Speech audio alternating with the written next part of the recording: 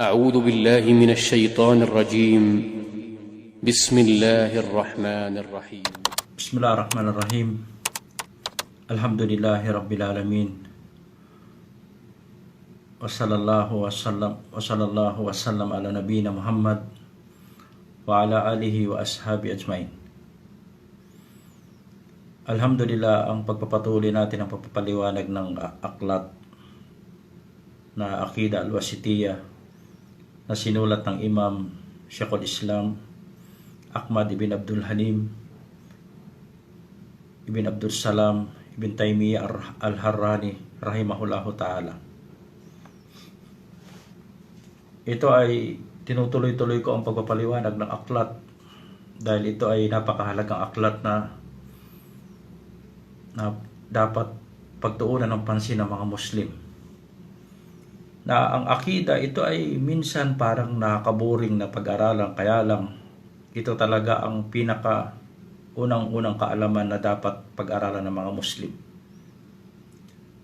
At dapat talagang ito ang unahin ng lahat ng mga Muslim kasabay ng Quran.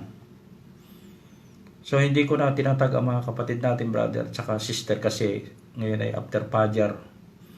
Maaring may mga iba naghahanda sa kanilang pagpasok sa trabaho, lalo dito sa Saudi Arabia. So ayaw ko silang abalahin na dahil nandiyan naman yung video, inshallah pwede nilang panoorin pagkatapos kapag sila ay free na sa kanilang oras, inshallah. So ang pagpapatuloy ng Imam rahimahullah sa kanya aklat Aqida al-Wasitiyah, binigay niya sa atin sa kanya aklat ang sunod-sunod na napakaraming mga aya. Kaya sabi niya rito, wa qawluhu subhana. Wa qawluhu subhana. Lagi niya ginagamit ay subhana. Minsan ginagamit ay iba, qawluhu ta'ala, qawlullahi azza wa jal, qawlu jallahu ala, at iba pa. Pero palagi niya ginagamit ito ay subhana. Ibig sabihin talagang inilalayo niya ang Allah subhanahu wa ta'ala sa maling pagpapaliwanag o pag-intindi ng karamihan sa ating mga Muslim na hindi talaga pinag-aaralang mabuti ang akida at ang mga ayat sa Quran at saka hadith ng Propeta Muhammad sallallahu alaihi wasallam. Sabi rito, qawluhu subhanahu wal awwal wal akhir wad dahir wal batin wa huwa bikulli shay'in alim. So dito sa aya na ito sa surah Al-Hadid, aya number 3, na nabanggit dito ng Allah subhanahu wa ta'ala ang 5 asma wa sifat. 5. Magkakadikit yung 4 at panghuli yung alim. Sabi rito, una, wal awwal, wal akhir, wal dahir, wal batin. Ito muna tayo sa 4 na sifat o asma wa sifat. Na sinabi ng Allah subhanahu wa ta'ala, siya ang awwal, siya ang una sa lahat. Pangalawa, sabi niya, huwal akhir, siya ang huli sa lahat, pinakahuli sa lahat. Wad dahir, siya ang pinakamataas sa lahat. Wal batin, ang ibig sabihin nito ay dalawa ang meaning nito, na ang paliwanag ng Propeta Muhammad sallallahu alaihi wasallam ang pinakamalapit sa lahat. Pinakamalapit. So, inshallah sa pagpapatuloy natin, ano ba ang tinatawag nating mukabala o hindi contradiction, lalo na nung tinatawag nating ad-dahir wal batin. So, ang aya na ito ay ipinaliwanag ng Propeta Muhammad sallallahu alaihi wasallam. So, kaya ang tafsir ng aya, kapag may paliwanag ang Allah subhanahu wa ta'ala sa ibang sura o ibang aya, yun ang pinakamagandang tafsir sa lahat. Tafsir al-Quran bil-Quran. Ngayon, kung walang paliwanag na angkop talaga sa kanyang siyak ng aya o context ng aya, ang pinaka the best pa rin na paliwanag ay ang tafsir o paliwanag ng Propeta Muhammad sallallahu alaihi wasallam. At ito ay kanyang pinaliwanag sa Sahih Muslim, na nasa Sahih Muslim ang na ito, na sinabi ng Propeta Muhammad sallallahu alaihi wasallam sa kanyang dua bago siya matulog, na sabi nga rito sa ito, Allahumma antal awwal, o Allah, ikaw ang pinakauna sa lahat. Pagkatapos yung tafsir niya, confirm ng Propeta Muhammad sallallahu alaihi wasallam yung pangalan na nabanggit sa Quran. Sabi niya, as in-explain niya ang meaning. Sabi niya, palaysa qablahu shay. So, walang nauna sa'yo. So, yan ang palatandaan na talagang Allah subhanahu wa ta'ala, siya ang khalik, siya ang creator. Walang lahat ng mga darating, dahil walang nauna sa kanya. Sabi nga ng paliwanag sa tafsir ni Ibn Jarir at-Tabari, sabi niya, walang had, walang limitasyon ang kanyang pagiging awal. At walang nauna sa kanya sa lahat. So, mahirap natin banggitin yung salitang sabi, without beginning o walang umpisa. Kasi, sa bagay, salitang umpisa, awal, ito, beginning. Beginning, yung ginagamit ang iba sa Biblia na ginagamit. Hindi natin dapat gamitin yung mga biblical terminology sa ating Quran. So, may mga nagtatranslate ng Quran na dapat wag gamitin ang biblical terminology sa kitab ng Allah subhanahu wa ta'ala. Mas maganda nga talaga, pag-aralan natin ang original. O kaya kung ito natin, ipaliwanag natin yung meaning. Kasi ang Quran talaga hindi pwedeng isalin sa ibang lingwahe.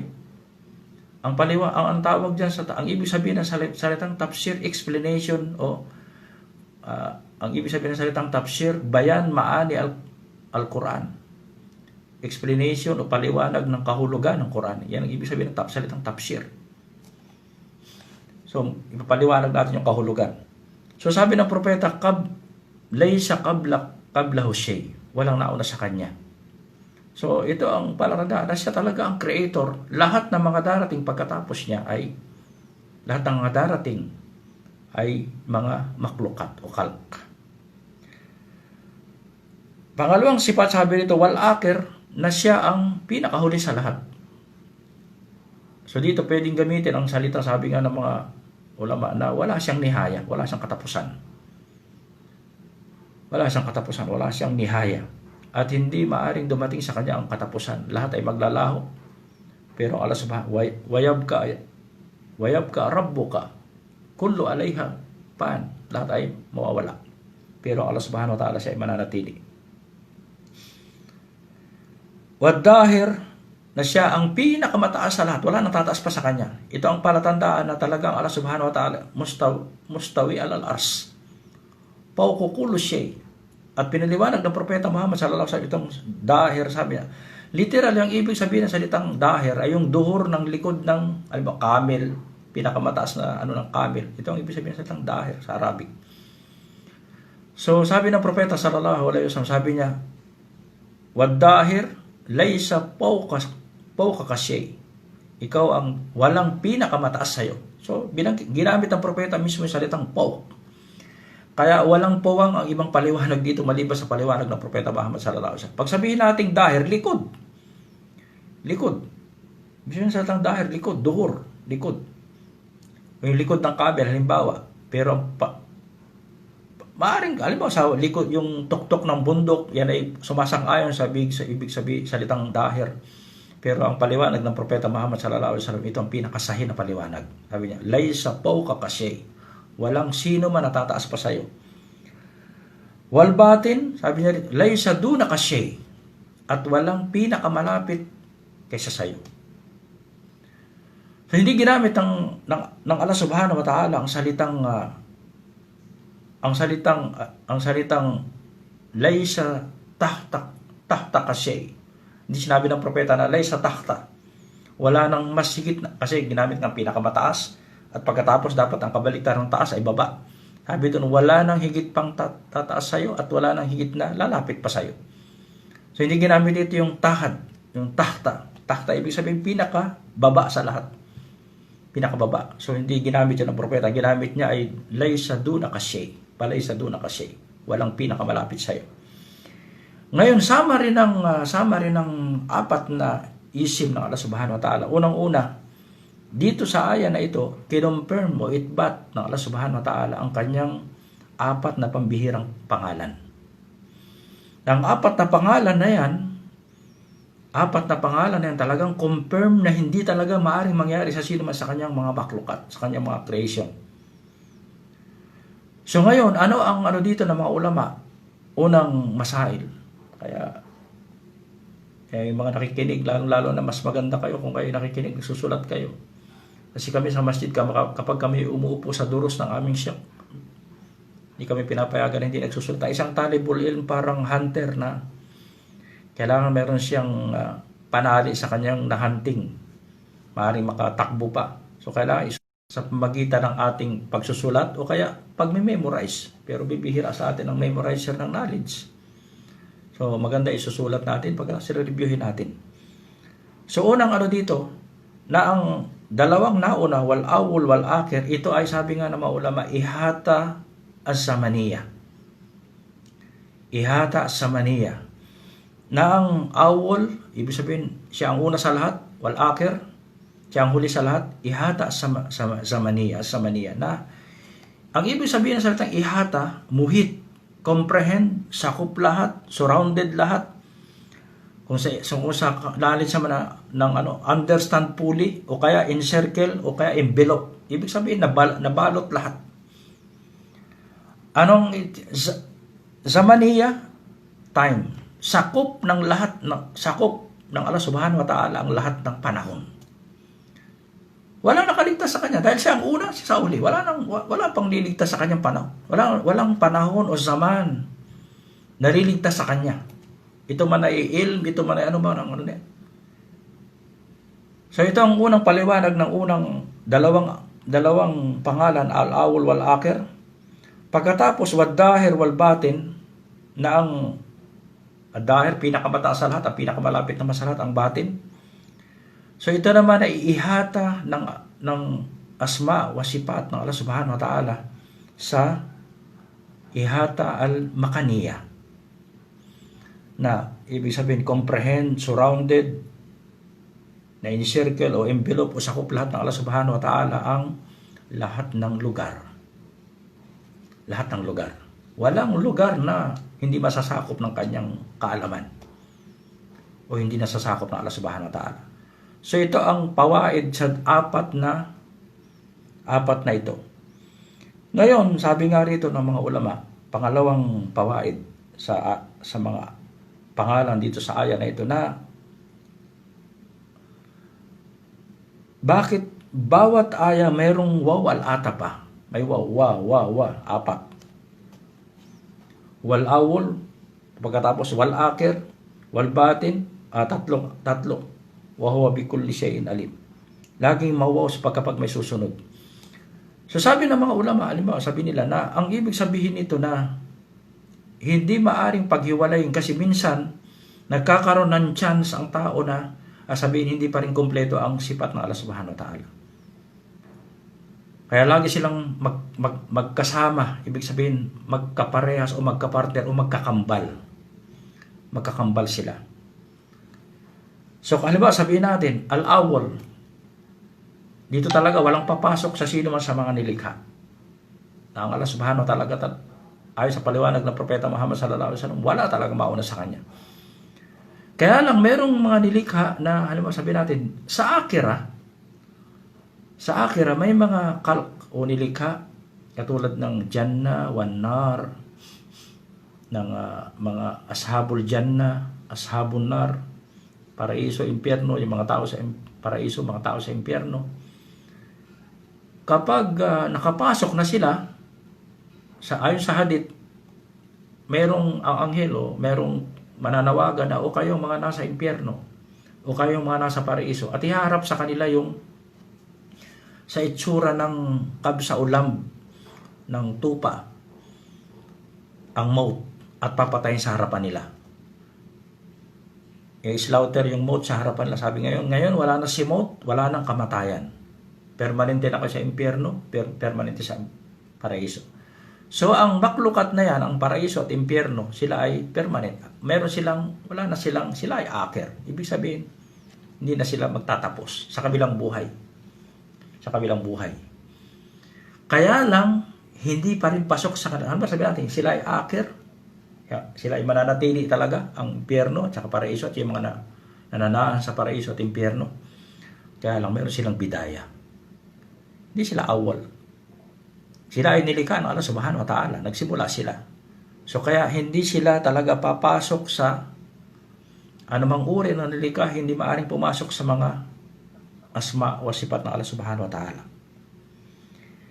Ganon din ang itong sabi natin, ang dahir, ang paukiya o ang tinatawag nating Allah is above all. Sabi nga ng propeta, laysa fawqa ka shay. Walang higit na matataas pa sa'yo.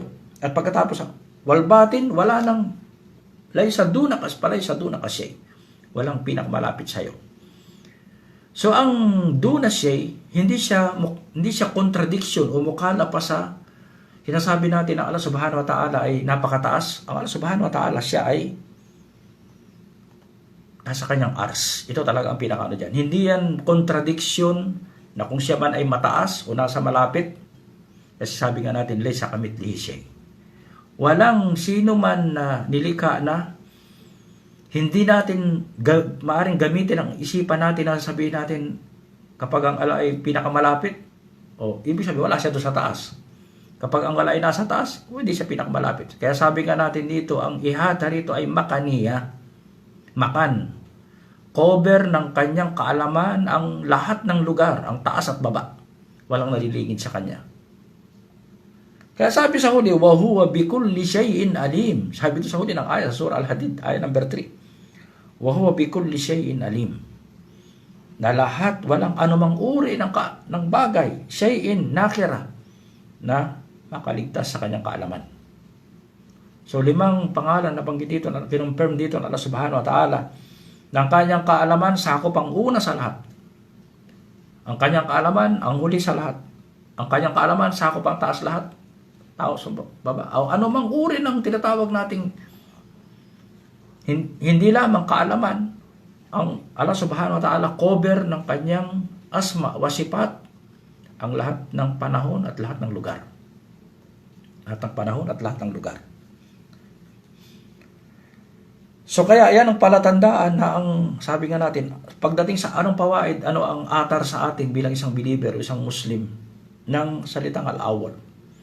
Na lahat ng umur ng ating buhay sa atin bilang isang Muslim, lahat ng ating umur sa ating dunyawiya at saka ukrawiya o sa akhirat o diniya, lahat siya ang una sa lahat para sa atin. Walang mauna sa atin. Siya ang uunahin natin sa lahat. Walang mauna kaysa sa Allah subhanahu wa ta'ala. Siya ang priority sa atin. Kaya kung siya ang priority sa atin, pag dumating ang sala, ang propeta Muhammad sallallahu alaihi wasallam, kapag nag-adan, mayroon siyang itinataas, martilyo o bagay, bibitawan niya kaagad. Uunahin niya ang Allah subhanahu wa ta'ala. Pag dumating yung time ng sala. So ang Allah, ang awol para sa kanya, siya ang pinakauna para sa kanya sa lahat. Ito ang epekto o atar sa mga pangalan ng Allah subhanahu wa ta'ala na ihata, ibig sabihin cover niya ang lahat. At kung Allah subhanahu wa ta'ala ang nauna sa lahat, ibig sabihin sa kanya lamang tayo magrujo.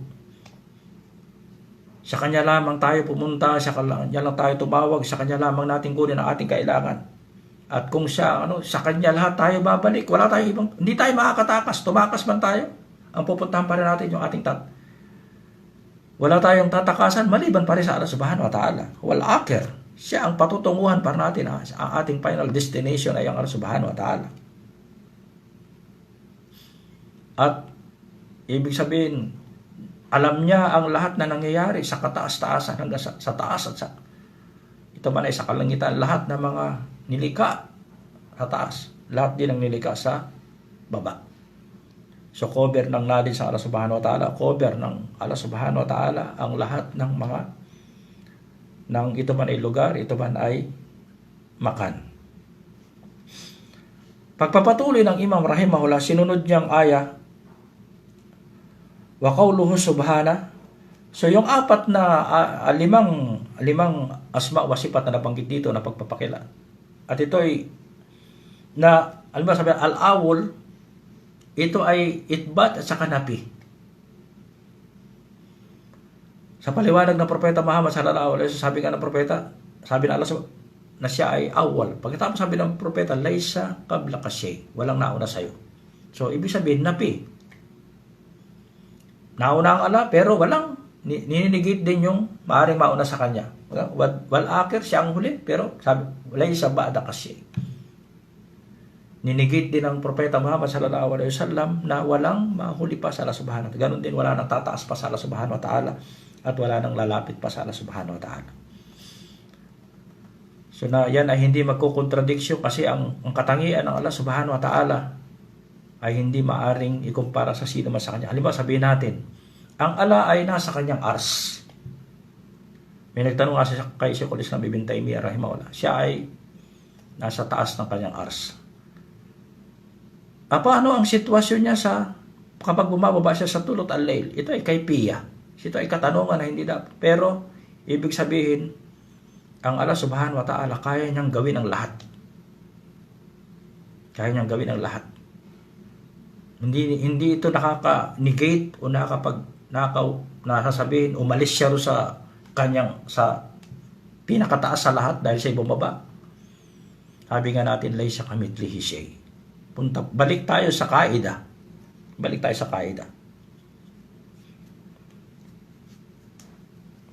At papatuloy ng Imam rahimahullah, sabi, wa qawluhu subhana wa tawakkal 'alal hayy alladhi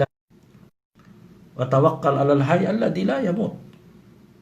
So dito naman ang binigay niya na katangian na kasi may mga unang-una mga kupar, mga musyrikin. Ganon din ang mga Muslim.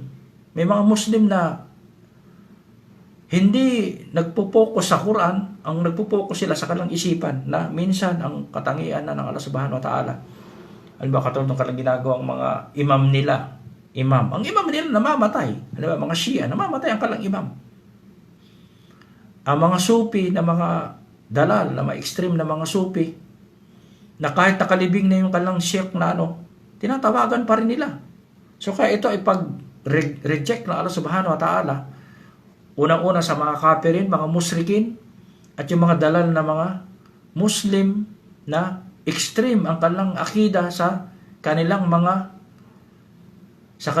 pinaniniwalaan ng mga pinuno na sabi nga ng kanilang mga pinuno, minsan yung mga Sufi na na kapag may kailangan kayo, kahit ako'y nakalibing, tawagan nyo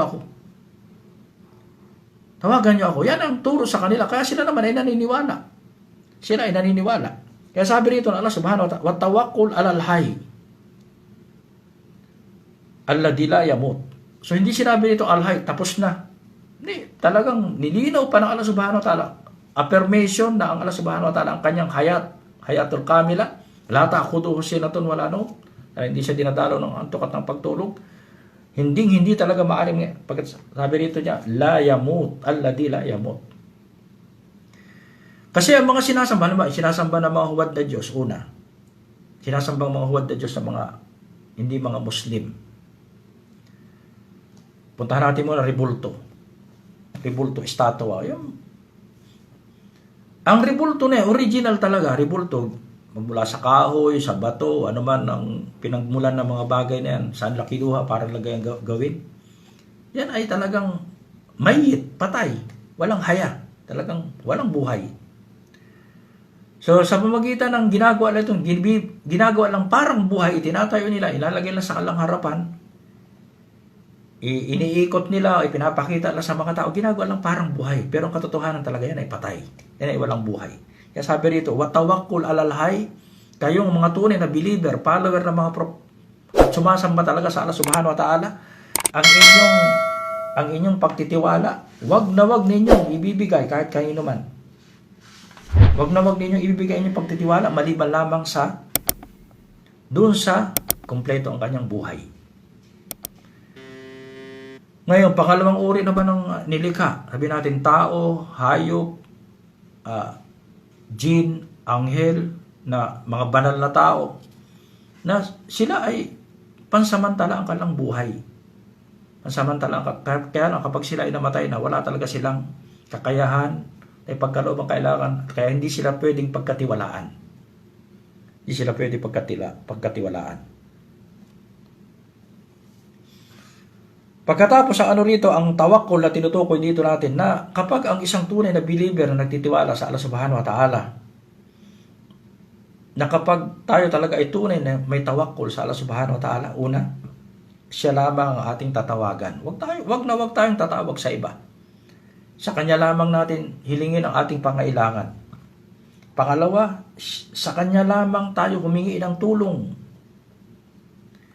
Ito man ay umur ng ating dunya, halimbawa sa ating provision, sa ating kabuhayan, walang problema na gamitin natin lahat ng asbab pagsikap tayo. Pero una sa lahat, hilingin natin sa Kanya para maging madali sa atin ang lahat.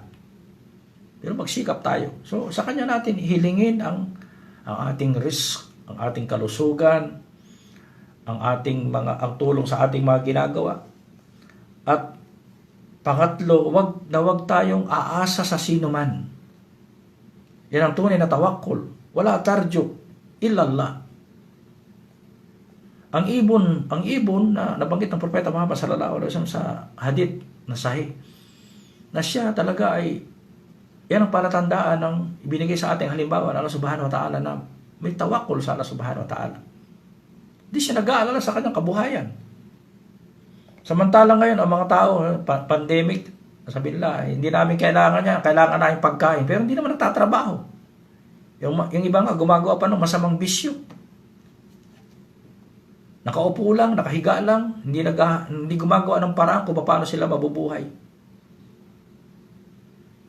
So, kailangan na gawin natin ang asbab, pero sa ala lamang tayo umasa. Katulad ng ibon, iba pa mga nilikha na pinapakita sa atin ng Allah Subhanahu wa Ta'ala. Pang-apat, ng isang tunay na may tawakkul sa Allah Subhanahu wa Ta'ala, ibig sabihin, wala tayong ibang katatakutan. Hindi tayo matatakot sa sino mang mga nilikha, na walang sino man na magbibigay sa atin ng kabutihan at kapahamakan, maliban lamang sa Allah Tabaraka wa Ta'ala. So ang puso ng isang Muslim talagang kumbaga sa pagdating sa ganyang tawakkul o ihtimad, matatag. Hindi kayang yanigin o takutin ng sino man, lalo-lalo ng ahlu tauhid. Sabi nga sa ibang aya ng Allah Subhanahu wa Ta'ala, wa 'alallahi payatawakkalul mu'minun. Tasala lamang magtiwala ang isang tunay na believer. Ang Propeta Muhammad sallallahu alaihi wasallam at si Propeta Ibrahim alaihi salam, kabila, hasbunallah wa ni'mal wakil. Sapat na sa amin ang Allah Subhanahu wa Ta'ala. Kaya yung pagkatakot, katulad ng mga nangyayari ngayon sa mga ibang mga pinuno, mayaman na tao na kumukuha sila ng akala nila yung kuwa, yung lakas ng sino man na magbabantay sa kanila, ito ang tunay na kapangyarihan. Hindi yan ang tunay na kapangyarihan. Kapangyarihan nagmumula sa Allah Subhanahu wa Ta'ala. Ang tulong ay nagmumula sa Allah Subhanahu wa Ta'ala. Kaya sabi nga ng Allah Subhanahu wa Ta'ala sa atin sa unang-unang sura, wa iyyaka nasta'in. Ikaw lamang ang hihinga namin, sa'yo lamang kami hihingi ng tulong, lahat ng uri ng tulong. So ang isang tunay na may tawakkul, ibig sabihin, ang hihingi mo ng tulong, yung talaga may kakayahan. Yung may kakayahan. At yung permanente ang kanyang buhay na hindi siya namamatay.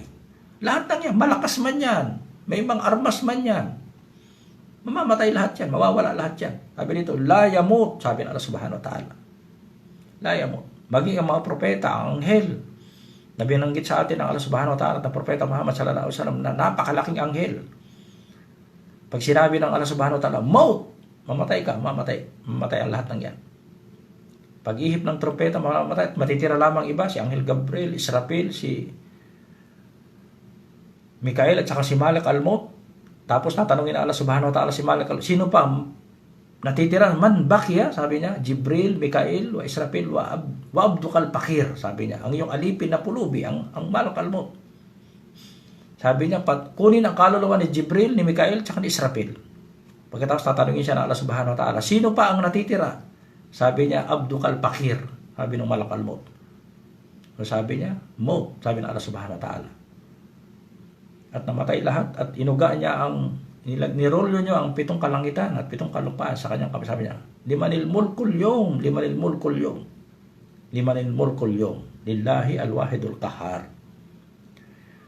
So kaya ang mga aya sa Quran, sabi nga natin, minsan parang may mga Muslim na pag aya na ng Quran, para bang natatakot sila. So tayo mga Muslim, ito ang unang-unang kaalaman na dapat nating puntahan. Ito ang unang kaalaman na dapat nating puntahan. Minsan napakarami sa atin kung ano mga pinupuntahan natin. Minsan yung mga nasyid na yan, Binibigyan pa ng priority kaysa sa Quran. Mga musical instrument o nasyid. Sabihin natin nasyid. Maraming Muslim na abala sa nasyid, pero hindi abala sa Quran.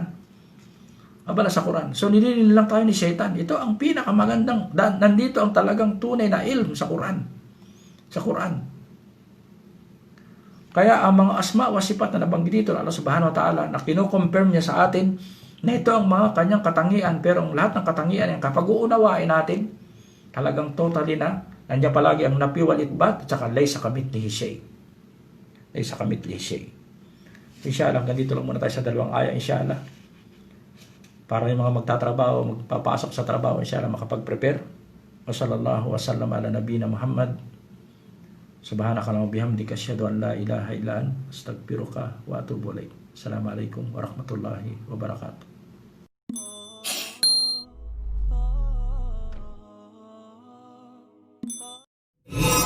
Thanks for watching. Like and subscribe if you want to see more video.